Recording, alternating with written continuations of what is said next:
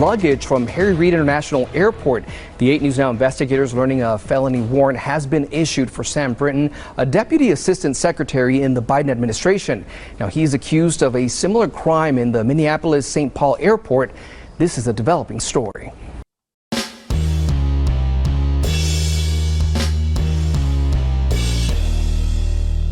How's everybody doing? My name is Anthony Brian Logan, and today we got to talk about Sam Brinton being charged with stealing yet another piece of luggage from an airport. Now, the first time was in Minneapolis, St. Paul. This time he's out there in Vegas doing it. And there's so many questions. There's a lot I want to talk about here. There's some things that are pretty obvious that I want to point out that I'm sure many of you guys already saw straight from the beginning before the first luggage incident was revealed. But first things first, let's talk about Sam Brinton. Who is this guy? Why is it a story?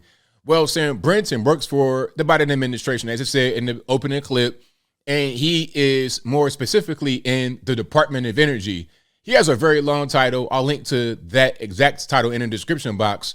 But basically, he deals with spent nuclear fuel, nuclear waste. So this guy, I would presume, has access to very sensitive information about U.S. nuclear weapons, fuel, nuclear technology.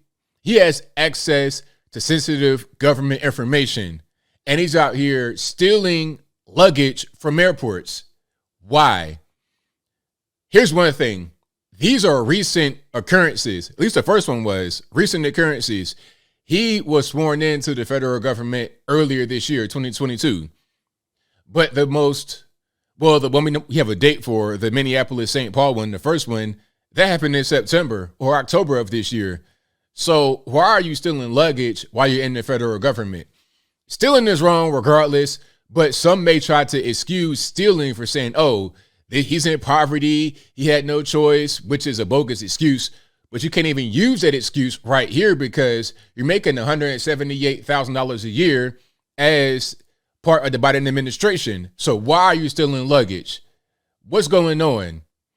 I think this guy's mentally ill, and the whole luggage thing is just part of the mental illness. And let's talk about how we could have identified the mental illness potentially, perhaps, before the whole luggage situation happened. All right. This guy identifies as non-binary, so he doesn't really know what he is. He's gender fluid, so male, female, who knows? What are your pronouns? Who knows? It's just like I'm whatever. Obviously, he is biological male, looking like Matt Damon, looking like Kid Buu, looking like Krillin without the dots from Dragon Ball Z, a biological male, but he identifies as other things. That's the first sign right there that you might not be playing with a full deck. Your trees are a few trees short of a forest. Your crayons are a few crayons short of an entire 64 count box. You're not all the way there. You have an elevator, but it ain't going all the way to the top floor. You understand what I'm saying? It's getting stuck halfway. You don't have all your marbles. You get a few screws loose, but I digress. The whole point is you're able to tell that this guy had problems before the whole luggage incident. So if you could tell this guy has issues, and I don't even want to get into his off the clock activities. I don't even want to go down that road. If you want to look into what he's into, talking about putt play and stuff like that, you can look it up, but please be warned, it's a little X-rated. If you just observe this guy for who he is and what he's into and what he's about, then you'll be able to see that he probably is not fit for a federal government position, especially when dealing with very sensitive information. That's just clear right there. But the luggage thing just adds fuel to the fire. Now, let's go back to the Minneapolis-St. Paul incident. So you're in the airport stealing luggage. That's the worst place to steal anything. You may as well go to the police station and steal a police car at 2 p.m. afternoon, bright and sunny on a summer day. It's like, sir, we all can, the police are here with weapons. We can see you. Like, you're not hiding at all. It's the same thing about going to the airport and stealing luggage. There's cameras everywhere, police, TSA, dogs, random people, passengers, pilots, staff, food service, everybody's in the airport, they can see you. You know, and as a matter of fact, on the first situation, they saw him on camera, take the bag, take the identifying tag off. I think he put his own tag on it, and then he hurriedly rushed out to a rideshare, Uber, Lyft, whatever it was, outside of the airport. He stole the bag.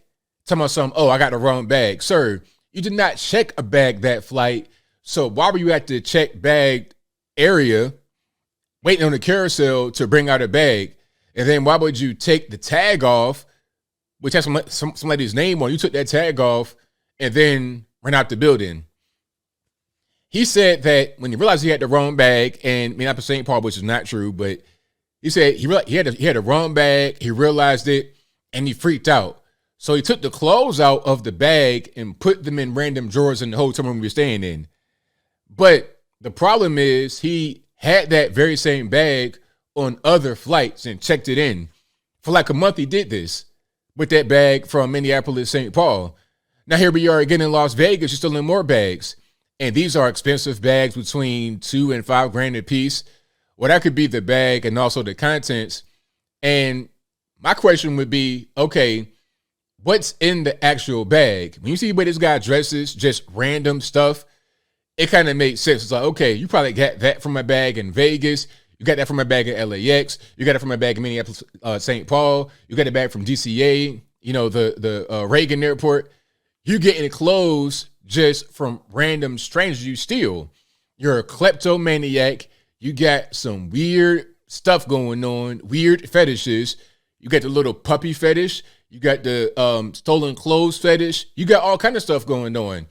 So I'm not trying to judge a guy for what he does off the clock. It's weird to me.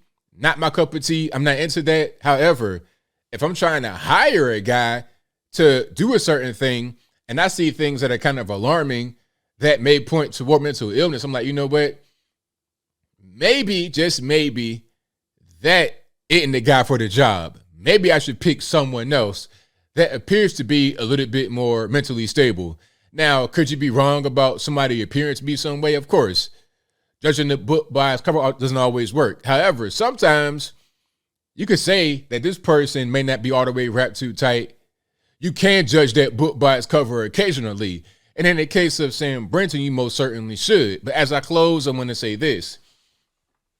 There's quite a bit of this going on, quite a bit of mental illness disguised as LGBT, disguised as neurodivergent, disguised as some kind of woke term to make them feel better about their particular mental illness. But once you realize it's mental illness, you're able to kind of get a handle on it. You're able to deal with it in an appropriate way rather than just playing along, rather than just acting like it's not really there. And rather than acting like it's just a personality trait, like it's normal. Because if you think that way, you could put people that have very serious problems in their head in dangerous positions. I don't want a guy that has mental problems to be in charge of nuclear waste. To me, it doesn't really add on up. It's just like having the guy in the White House with his finger on the button be 1,000 years old and not even be able to say his own name, walk in a straight line.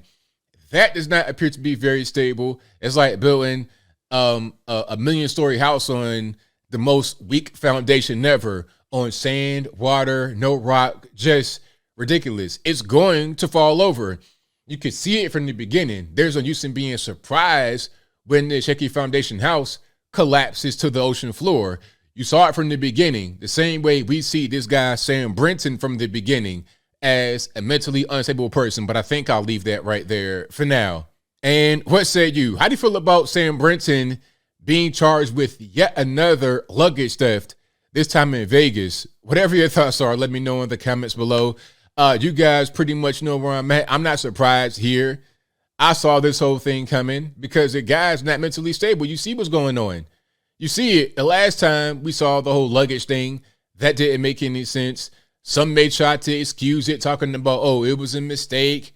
Well, if it was a mistake, then why did he take the bag's tag off right off of the carousel when he took it? If it was a mistake, why did he go to the carousel at all when he had no checked bags? If it was a mistake, why did he take that same bag to different airports and check it in? If it's a mistake, why did he still more luggage from another airport. I've never ever done that in my life. Take the wrong bag. I've never done that in my life. It's like, okay, I know what my bag looks like. My whole thing is making my bag identifiable so I know whose bag it is. Even at one of those restaurants where they have the carry out little shelf, the bookcase or whatever, I'm gonna make sure that my name's on the actual thing. And I'm gonna also make sure it's my correct order. But definitely making sure it's my right name. That's definitely a priority. I'm not going to just go and take luggage that doesn't belong to me, and then the police say hand it over, and I don't do it. This guy has a problem, a serious mental problem. I'm not sure what this whole book bag, luggage thing he has going on, this fetish with luggage stolen from the airport. I don't know what that's all about. But clearly there's an issue there. There's a mental problem there. And a guy like that has that kind of weird mental problem should not be in the federal government in that kind of position dealing with spent nuclear fuel. But whatever your thoughts are, please let me know in the comments below. And that's all I got to say for this video. If you like what you heard, please comment, rate, share, and subscribe. Peace.